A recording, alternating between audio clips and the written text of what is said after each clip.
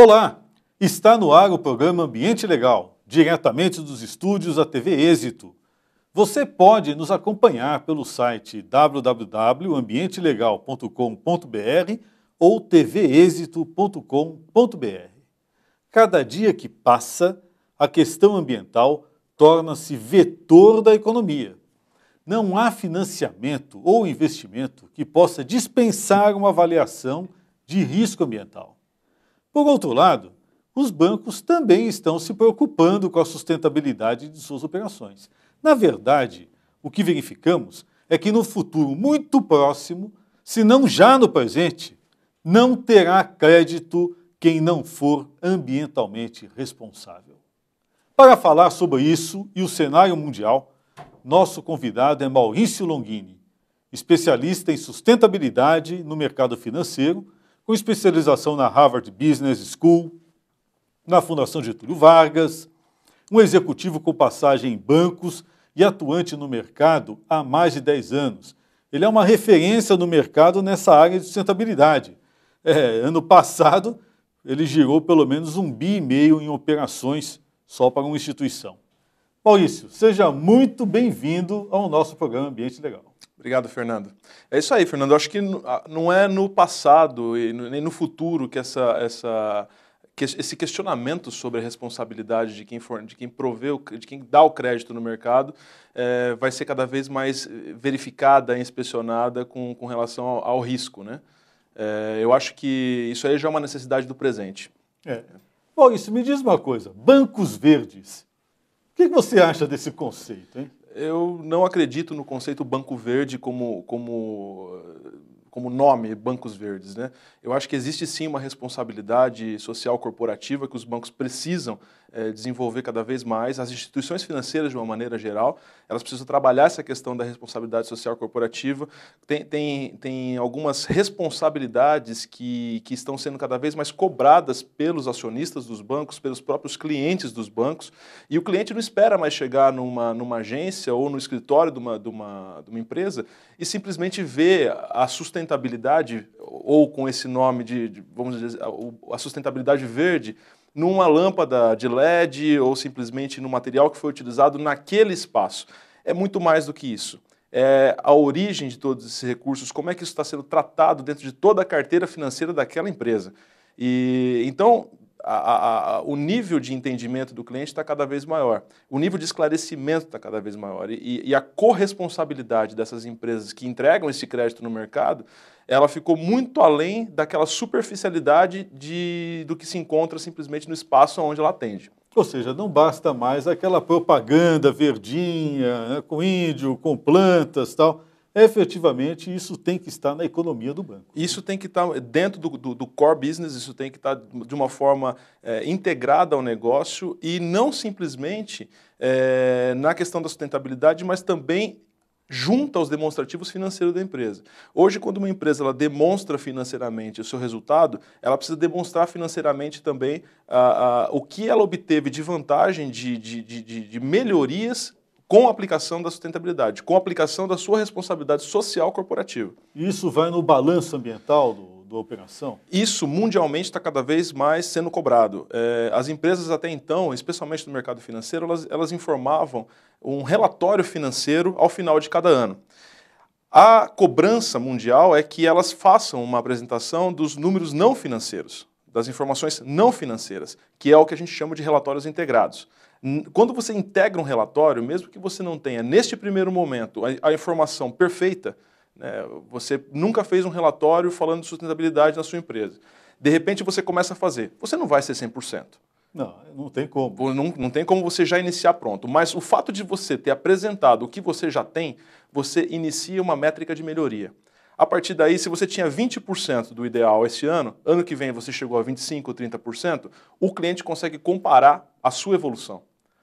E só consegue comparar quando você demonstra, né? Até então, muitas empresas já fizeram isso no Brasil, já fazem isso no Brasil, e algumas estão em vias de iniciar um reporte dessas informações. Mas isso é interessante, porque pelo que você está contando, quer dizer, tem um elemento didático na operação nesse tipo de financiamento, né? Quer dizer, o próprio financiado, o cliente, ele passa a aprender administrar a sua própria sustentabilidade e impor metas, né? Exatamente. Aí você começa a fazer o tal do Banco Verde pelo exemplo. Você começa a mostrar o que você está fazendo de benefício social e o que você está fazendo de melhorias dentro do seu processo como um todo. E isso começa a ser percebido para o cliente, não simplesmente através de uma propaganda, mas ser percebido realmente nas atividades. Quando você trabalha a percepção, você tem um tempo mais longo de aderência desse tema, né? Então, esse momento de colocar as informações que já estão presentes no negócio de forma relatada, de forma clara para o cliente final, para o investidor, para o acionista, mostra totalmente a boa vontade da instituição financeira em evoluir no tema, em mostrar que a partir dali o caminho é dali para melhor, né? Que não está havendo uma regressão. Isso é muito interessante, né? E mesmo porque, pelo que você está nos falando agora, o startup, o baseline pode ser agora. Né? O baseline pode Esse ser... é o negócio. Além de ser agora, Fernando, vamos falar agora do cenário mundial. Nos Estados Unidos, por exemplo, os bancos internacionais, os bancos americanos, né, eles estão com o pior nível de confiança do americano. Nossa, eu imagino. O número, para você ter uma ideia, antes da crise, em 2008, 69% da população americana confiava nos bancos. Hoje, agora em 2011, o último número que saiu, apenas 24% da população. Então você percebe que de 69 para 24, como caiu o nível de confiança. E os Estados Unidos é um país que, apesar da crise, é um país que ele mantém um crescimento constante historicamente, é um país que nunca parou de crescer. Dentro desse crescimento constante, a linha dele ela é diferente das outras. A China e o Brasil, ela teve a China e o Brasil estavam juntas até 1999, e aí a China deu um crescimento econômico. Isso é interessante, até 99, China e Brasil caminhando iguais. Caminhando iguais. De repente... Foi quando nós começamos a perceber a entrada de produtos chineses em todos os aspectos, né? Então, a partir de 99, você começou a ter aquela percepção, poxa, isso aqui é fabricado na China, agora até isso é fabricado na China. Então, nesse momento, a China deu uma disparada. Enquanto o Brasil teve todas essas oscilações, os Estados Unidos permaneceu em crescimento. Mesmo agora em crise, ele está em crescimento. Então, a gente percebe que esse nível de confiança tem muito a ver também com a educação. Porque as pessoas, elas sabiam, entenderam o momento econômico, não entraram em desespero, na maioria delas, dentro de setores estratégicos do mercado, e sabiam que isso aí ia passar. Né? E é o grande problema da onda de crescimento por consumo exagerado, né, que se buscou aqui no Brasil, que revela efetivamente um pouco dessa falta de educação. Né? Como é que você faz essa relação educação, né, e país? Educação e país. O Brasil hoje ele está na segunda geração de educação formal, né, que a gente diz, na média. Se você fizer uma conta, você vai observar, por exemplo, que os seus pais, talvez o pai e a mãe, não tiveram os dois um ensino superior. Os seus avós, com certeza, os dois não tiveram ensino superior. Você que está assistindo, você consegue fazer essa conta. Então, é muito simples você perceber até que nível de geração você teve educação em universidade. Nos Estados Unidos, eles estão na 5ª geração. Então, 5 gerações de As 5 gerações você já tem pai e mãe com ensino superior, avô e avó com ensino superior, bisavô e bisavó com ensino superior, então você está na 5ª, você é a 5ª geração. Ou seja, o preparo, né, é por isso que eles não têm uma deficiência de tecnologia como a gente tem, eles já têm uma educação, um preparo, e até em nível de consciência. Quando a gente fala de sustentabilidade, muitas vezes no Brasil você precisa ensinar a pessoa o que é uma eficiência energética, ensinar a pessoa que ela não pode descartar um determinado resíduo no lugar indevido. Nós estamos fazendo muito trabalho de educação, coisa que alguns países já estão trabalhando isso de forma natural. Então, as oscilações que a gente tem nesses países mais evoluídos, financeiramente e em termos de educação, você tem uma disparidade muito grande com relação ao Brasil. E isso acaba se refletindo na questão dos financiamentos e do comportamento dos bancos. Acaba se refletindo também na questão dos financiamentos, que é onde os bancos hoje têm uma responsabilidade muito grande com relação à educação financeira. Né? Porque não basta você fazer a inclusão financeira. Você vai colocar uma pessoa no mercado que não tem aquela educação, não está preparada para receber um crédito, ela vai quebrar. Então você não pode fomentar uma pessoa que até então ela trabalhou informalmente, trazê-la para o mercado formal e deixar com que ela quebre. Né? Novamente aquela questão da corresponsabilidade. Se você deixar que essa pessoa pegue o seu dinheiro e entre em problemas financeiros com o seu dinheiro porque você falhou na hora de dar uma educação, o seu objetivo não foi alcançado. Você colocou um crédito ruim no mercado e essa pessoa nunca vai reagir, porque ela já começou errado. E não dá o retorno. E não dá o retorno. A gente vê a educação financeira sendo tratada como um tema bastante presente pelas instituições financeiras no Brasil. Eu acredito que já houve uma evolução com relação a isso. Nós estamos num momento de esperança com relação à nova geração que está chegando. Os jovens estão chegando no mercado hoje com a educação financeira que nós não tivemos, que a gente aprendeu até na prática, na vida, os jovens já estão chegando com essas informações. Muito bom, viu, Maurício? Terminamos esse bloco aqui e vamos continuar esse nosso papo sobre sustentabilidade, meio ambiente e bancos.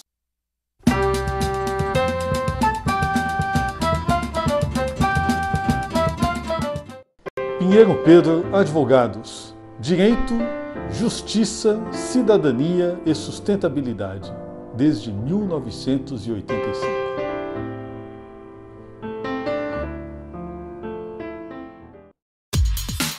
Com mais de 600 metros quadrados distribuídos em 4 estúdios, a TV Êxito atende às necessidades do mercado publicitário, institucional e corporativo. Produzimos vinhetas, programas para rádio, TV e web, campanhas políticas, videoaulas, coberturas de eventos com transmissão ao vivo. Em nossa estrutura, estúdios com cenários físicos e virtuais, equipe e equipamentos que atendem à exigência do cliente.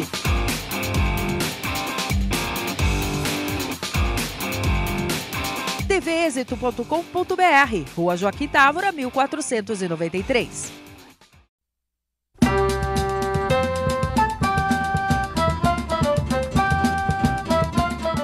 Bem-vindos novamente ao Ambiente Legal.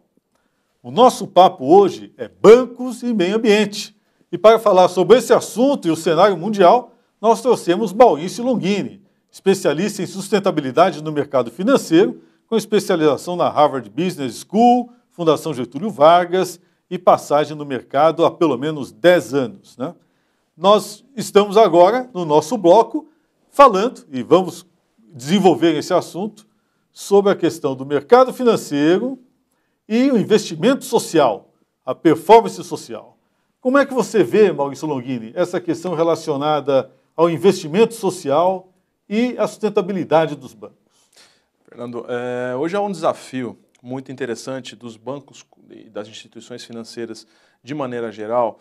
Quando a gente fala da performance social, você tem tanto a questão interna quanto a questão de como uma instituição financeira ela financia um cliente e melhora a questão da performance social no cliente. Eu diria que hoje a questão da performance social interna, que é onde você começa a melhorar a reputação de uma organização, é quando você começa a melhorar a percepção de uma organização perante o mercado, você tem muito relacionado à questão de recrutamento de talentos. Na hora que você recruta um talento específico de um determinado setor, você precisa fazer a manutenção e a retenção desse talento para que também você não tenha uma dispersão muito grande. Que esse funcionário que tenha uma compensação dentro da organização, seja até fora de instituições financeiras, tenha uma compensação por aquele trabalho executado. A questão da transparência, já especificamente agora falando do cliente, a questão da transparência, segurança e privacidade dos dados desse cliente, isso é um problema social também, você não pode tratar a privacidade de um cliente de uma forma displicente.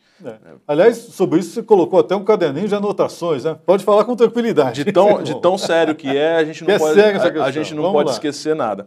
E aí nós entramos na questão dos produtos responsáveis, Fernando. Os produtos responsáveis, especificamente quando a gente fala de um banco, tem muito a ver com a performance social da organização. E, como a gente já falou no bloco anterior, a inclusão financeira e a educação financeira. Então, falando especificamente desses pontos juntos, você vai ter uma demonstração de que a empresa realmente está cuidando do âmbito do social para com o funcionário e para com o cliente. Ou seja, não basta só falar em investimento social para fora. Não. Tem que começar primeiro de dentro. Eu acho que tem que começar simultâneo.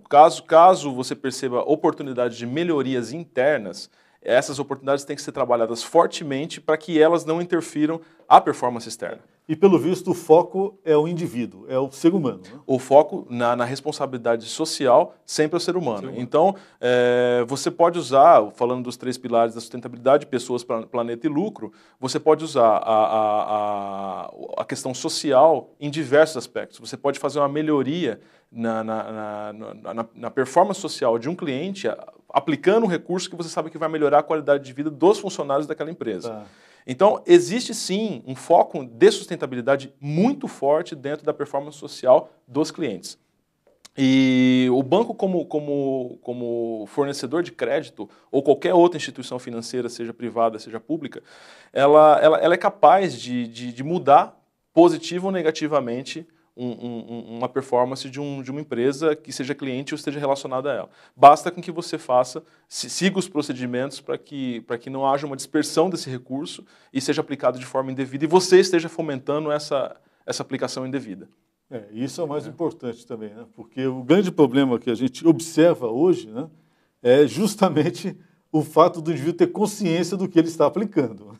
Ele tem que ter consciência do que ele está aplicando, ele precisa ter educação financeira acima de tudo, e é muito importante que isso aconteça desde o início de um relacionamento. Então, não adianta você chegar para uma pessoa que já está tomando crédito, porque ela não tem recursos próprios, ela precisa realmente do recurso externo há mais de 10 anos e querer fazer uma reeducação financeira. Aí já fica um pouco mais complicado. Então, é muito mais prático e sai muito mais barato para uma organização criar um conceito desde o início do relacionamento. Inserir, desde um nível universitário, o cliente que tenha realmente já uma condução correta dos seus negócios, das suas finanças pessoais. Ou seja, esse relacionamento moderno hoje com os bancos, pelo que eu estou observando, né, não vai mais, não se limita apenas àquela visão do indivíduo que vem e conversa com o gerente e se faz uma operação financeira lá, efetivamente com referência a juros. Não, tem algo a mais então nisso, né? Tem algo a mais, não adianta, as contas não são mais simplesmente numéricas, tem um valor agregado. Tem que ter um balanço social. Tem que ter um balanço social, tem um valor agregado, você não tem simplesmente o comparativo de preços, você tem que olhar o que está por trás da oferta, que tipo de valor está por trás da oferta que a organização está fazendo. Isso é muito simples quando a gente começa a perceber que as mudanças não são tão complexas, mas elas precisam ser feitas. Então, é questão de mapear as oportunidades e receber realmente uma orientação que vai além do preço do dinheiro no mercado. Você tem assim, sem precisar contar o milagre nem o santo, né? Mas dá um exemplo de uma performance, de uma alteração que você viu hoje no que tange a investimento social, nesse seu período aí de experiência. No que tange a investimento social, a gente percebe muito a questão da consciência que as pessoas estão chegando no mercado. Então, você pega hoje uma geração na faixa dos 20 anos que está entrando no mercado, ela já não espera entrar numa organização que simplesmente ofereça uma carreira. Ela não espera simplesmente entrar numa organização que ela vai ganhar dinheiro. Ela quer ganhar dinheiro, ela quer fazer carreira, esse é o objetivo. Mas se a organização não tiver uma responsabilidade, um propósito, esse jovem já está chegando no mercado tão preparado e tão informado com relação ao que existe de bom, até pelas redes sociais você tem acesso a todas as informações de todas as empresas do mundo e você percebe que tipo de comportamento.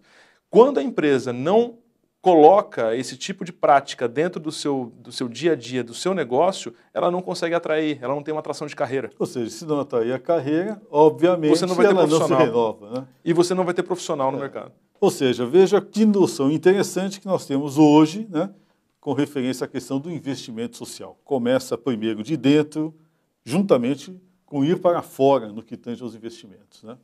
Muito obrigado, professor Longini, por essas explicações neste bloco e parabéns aí a você pelo trabalho, né? E agradeço a você por ter nos ouvido nesse bloco. Vamos ao próximo.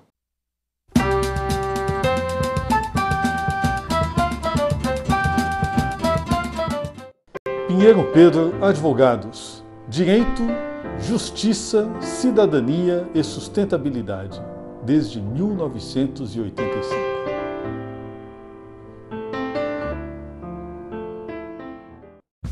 TV Êxito nas redes sociais. Siga no Twitter e curta nossa página no Facebook. Saiba primeiro o que acontece na nossa programação. Vídeos, fotos, notícias e bastidores. TV Êxito, a sua TV na web.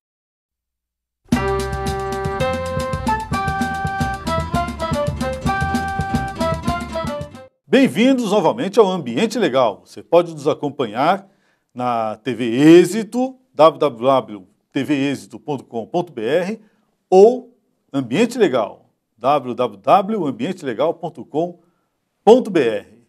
O nosso assunto é bancos e meio ambiente. Já estamos no terceiro bloco desta conversa ótima com Maurício Longini, especialista em sustentabilidade no mercado financeiro, com especialização na Harvard Business, na Fundação Getúlio Vargas e com mais de 10 anos aí no mercado financeiro, uma das referências de ponta nessa área. Maurício, nosso assunto agora é eficiência energética. Como é que você vê hoje esse cenário no momento que nós temos aí uma crise de energia generalizada no mundo? Né? Eu vejo como oportunidade, Fernando. Eu acho que nós temos hoje realmente um grande potencial de melhoria na questão da eficiência energética. Isso falando de maneira geral, na sua vida pessoal você tem uma oportunidade de melhoria, os bancos têm uma oportunidade muito grande de financiar essa eficiência energética dos seus próprios clientes. Quem acaba ganhando com isso é o próprio governo, porque você acaba desafogando a matriz energética brasileira quando você tem um programa de eficiência forte e financiado por uma organização que pode te trazer para um nível de eficiência padrão desejado. Em nível mundial, nos Estados Unidos, por exemplo, que é o maior consumidor de energia do mundo, 40% da energia pode ser economizada se houver um programa de eficiência energética. Então você vai falar, poxa vida, hoje nós estamos aí com esse problema de Belo Monte, estamos com um monte de coisa. Só o estado de São Paulo, que é o maior consumidor de energia, na verdade o Sudeste, né, que é o maior consumidor de energia do Brasil, se houvesse um programa específico no estado de São Paulo, a usina de Belo Monte não seria necessária. Em relação ao estado de São Paulo? Não, em relação ao Brasil. Se você tivesse um processo de eficiência energética, onde você trouxesse todas as empresas para dentro de um padrão moderno de eficiência, o que seria economizado seria muito superior ao que vai ser gerado pela usina de Belo Monte. Ou seja, o que você está nos dizendo, então, é que o que está faltando efetivamente é conhecimento, gerência e financiamento para isso. Né? E financiamento para isso. Hoje a gente está trabalhando no mercado financeiro de maneira geral com a conscientização do cliente na redução de consumo através de equipamentos mais eficientes. Então o que pode acontecer? Você pode chegar dentro da sua empresa e perceber que na hora que você coloca um equipamento mais eficiente, você tem uma redução de às vezes 20%, 30% no consumo de energia. Dependendo do valor da sua conta, 20% a 30% pode representar o que você tem de compromisso financeiro mensal Sim. com a instituição financeira. Então, você retroalimenta o ciclo e você autofinancia um equipamento com um equipamento mais eficiente. Quando isso chega ao conhecimento da indústria, quando isso chega ao conhecimento do cliente, estou falando de pequena indústria também, às vezes um microempresário que tem um equipamento, que ele sabe... Um gerador.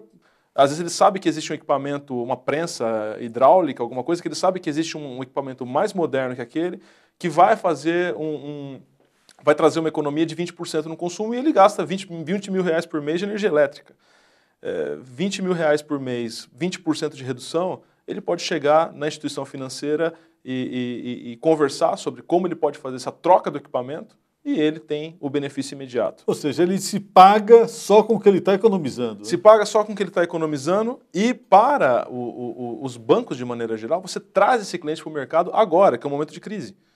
Então, às vezes, um investimento que não estava previsto para este ano, ele acaba sendo antecipado para esse ano porque você convence o empresário a fazer o investimento agora. Ou seja, programas de eficiência energética são um produto a ser financiado. É um produto a ser financiado, é uma oportunidade e todo mundo já percebeu. Né? Quando você fala de eficiência, você está falando de sustentabilidade. Às vezes o cliente e o seu cliente, as pessoas que você conhece não gostam da palavra sustentabilidade, têm um preconceito, acham que é balela, acham que aquilo está sendo falado porque é modismo, é marketing. E quando você fala de eficiência, todo mundo entende. Então, eu falo assim, então tá, então nós não vamos falar de sustentabilidade, vamos falar de dinheiro. Dinheiro você entende, a pessoa concorda que entende. Então, eu falo assim, então vamos falar, quanto por mês que você joga de dinheiro no ralo? Aí você desperta uma atenção. Quando você para, e o empresário tem essa consciência, ele sabe quanto por mês que ele desperdiça. Seja no equipamento que ele tem, que é menos eficiente, que é mais antigo, então ele acaba desperdiçando mais matéria-prima, ele gasta mais energia elétrica e ele tem um tempo maior de operação. Bom, só no trocar as lâmpadas, né, como você mesmo diz, é uma coisa impressionante. Esse é o modelo clássico, né? Quando a gente fala, a primeira coisa que a gente pensa em eficiência é trocar lâmpadas, né? Eu acho que lâmpadas hoje virou uma coisa tão simples. E as lâmpadas de LED, por exemplo, elas estão barateando. Então você já não vai mais conseguir financiar R$100 mil para troca de um sistema de iluminação. O cara gasta muito menos que isso. Com 10 mil, 20 mil, dependendo do tamanho da empresa, ele coloca todo um sistema eficiente de LED. Isso vai trazer 20%, 30% de eficiência no consumo? Vai, só que vai fazer alguma diferença? Talvez. Conceitualmente, isso é uma grande melhoria. Agora, para você ter uma diferença no bolso mesmo, você precisa melhorar todo o processo. E às vezes você tem equipamentos, você não precisa ser especialista.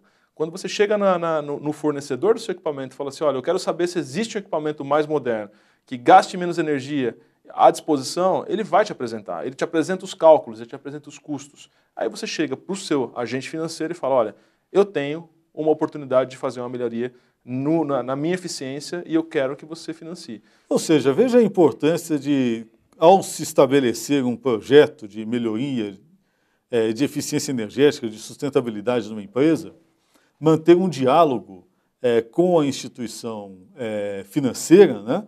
Mas com dados, números, né? E com atratividade. É isso, né? Com atratividade. Não adianta chegar para um cliente e oferecer para ele a oportunidade de melhoria se você não tiver bons argumentos. Você precisa mostrar, não precisa ser especialista. Mas o bom disso, Fernando, é que agora a consciência está cada vez mais presente em todos os lugares. A gente chegava no mercado 5, 6 anos atrás para falar disso, era um pouco mais difícil. Eu imagino, Longini. Entendeu? Então depois nós tivemos alguns problemas e esses problemas com a própria matriz energética do país fizeram com que essas pessoas percebessem como elas estão dependentes de um sistema que é fraco. Então quando você tem uma consciência, você traz essa consciência para a maneira geral, você traz isso para um senso comum e você tem realmente uma melhoria efetiva no negócio. E outra, hoje está todo mundo interessado, até por conta da nova legislação, né, de fazer uma melhoria de sistema e, inclusive, até vender o excedente. Né? Vender o excedente. Existem programas da Caixa Econômica que estão colocando placas de fotovoltaicas em cima das casas populares e a diferença da placa de fotovoltaica é diferente da placa de energia solar regular, né? Que ela simplesmente aquece a água, ela aquece a água que passa por ela e vai para placa fotovoltaica. A fotovoltaica ela gera energia. E a energia excedente ela é devolvida para a rede. Na Alemanha, para você ter uma ideia, existem cidades inteiras que são tocadas por uma unidade de energia eólica. Então você vê uma cidade que tem aquela usina eólica, que tem aquelas pás imensas girando, como se fosse um catavento, e aquela mini usina, ela abastece aquela cidade. E o que essas pessoas perceberam? Especialmente lá, que tem muito mais acesso a essa tecnologia, que colocando uma placa fotovoltaica em cima da casa, no telhado da casa, ela vende energia para o governo.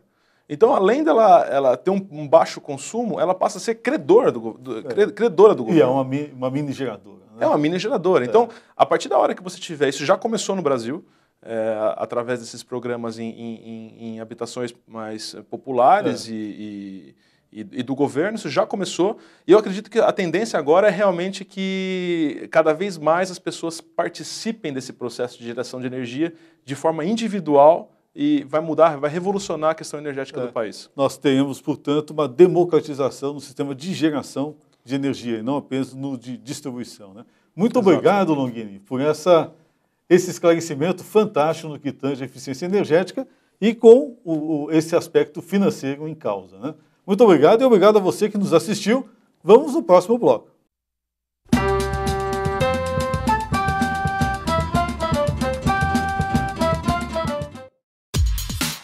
Com mais de 600 metros quadrados distribuídos em 4 estúdios, a TV Êxito atende às necessidades do mercado publicitário, institucional e corporativo.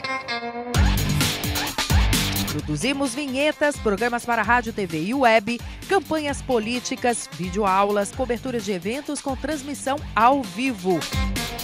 Em nossa estrutura, estúdios com cenários físicos e virtuais, equipe e equipamentos que atendem à exigência do cliente.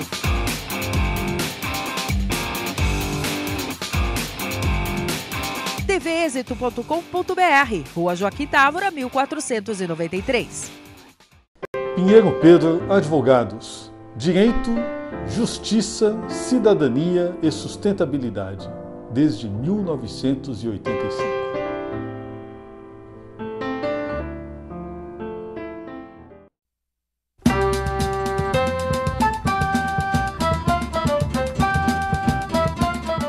Bem-vindos ao nosso Ambiente Legal.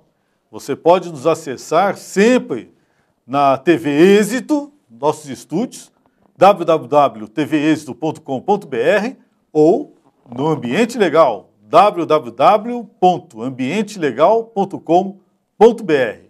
O nosso papo neste programa sustentável é finanças e sustentabilidade, bancos e meio ambiente. E neste bloco, Maurício Longini, especialista em sustentabilidade no mercado financeiro, com formação na Harvard Business School e na Fundação Getúlio Vargas, mais de 10 anos no mercado financeiro, irá falar-nos a respeito de um momento muito especial pelo qual estamos todos passando, a crise no mercado financeiro e a sustentabilidade. Maurício, como é que está a sustentabilidade na crise do mercado financeiro? Como sempre, Fernando, a sustentabilidade ela está presente mesmo que invisível. Né? Então, quando você percebe, historicamente falando, quando não se pensou em sustentabilidade, falando de sustentabilidade financeira agora, na manutenção dos sistemas como eles eram, a gente chegou a um grande problema que foi a crise de 2008. Os bancos nos Estados Unidos, eles caíram, a confiança dos bancos caiu de 69% para 24%. Então, hoje, as instituições financeiras americanas, até 2011, elas eram as menos confiadas pelos cidadãos americanos. E você não tem como reverter isso se você não provar que algumas métricas estão sendo recalculadas, que algumas coisas estão mudando. Não é simplesmente colocar o crédito sem perceber para que ele está sendo utilizado e quais são as garantias disso, e qual que é a origem desse recurso e qual que é a finalidade desse recurso. Então, é uma questão que vai desde a educação financeira inicial até a responsabilidade que as instituições financeiras estão tendo hoje na verificação dos créditos, né? Existe uma linha muito importante, é um consenso muito importante de que se você não tiver uma análise profunda e uma declaração da finalidade desses recursos, você tem grande chance de estar fomentando o agravamento da crise. Ou seja, precisa da confiabilidade, inclusive, no que tange ao direcionamento do recurso disponível, né? Precisa de um processo muito mais elaborado para verificação desses recursos. Você precisa verificar como que isso está sendo colocado no mercado. Precisa de um trabalho de educação financeira, precisa de um trabalho de inclusão financeira de bons clientes, né? E precisa de um trabalho de verificação do crédito atual. Não basta... Aí entra numa questão muito delicada, que é a área de crédito de uma instituição financeira contra a área de riscos. Você tem a área de riscos segurando, né, falando vamos tomar cuidado aqui, especialmente o risco socioambiental, que verifica e é um pouco mais cauteloso, é um pouco mais preciosista com relação à inserção de alguns créditos. E tem a área comercial que precisa colocar o crédito no mercado. Vender o crédito. Ele precisa, mas esse é o papel da organização. Agora, o equilíbrio das duas partes é onde você faz a coisa funcionar da forma correta. Os grandes bancos, os bancos de primeira linha hoje no Brasil, eles estão fazendo da forma correta. Eles colocam esse dinheiro de uma forma verificada, de uma forma consciente. Precisa melhorar? Precisa aperfeiçoar. Cada vez você vai aperfeiçoando e você vai colocando novos gatilhos de segurança para que você tenha a maior mitigação possível de riscos. Agora, esses gatilhos eles devem ser os mais objetivos e transparentes possíveis, né? Porque a reclamação no mercado financeiro é da subjetividade nas exigências para os financiamentos, né? Eu digo isso muito em relação, por exemplo, a projetos ambientais claros, como é o caso, por exemplo, na área de resíduos, né? Há uma certa subjetividade, por exemplo, não basta você apresentar a licença ambiental, eles querem saber como é que foi a avaliação de impacto ambiental, ou seja, às vezes o banco passa a ser uma segunda agência ambiental, né, monitorando a atividade, né, Maurício? Você não acha que há uma necessidade, talvez, de melhorar um pouco essa metodologia? Felizmente, Fernando, hoje, como eu disse, esses bancos de primeira linha, esses grandes bancos no Brasil, todos eles têm uma área de risco socioambiental.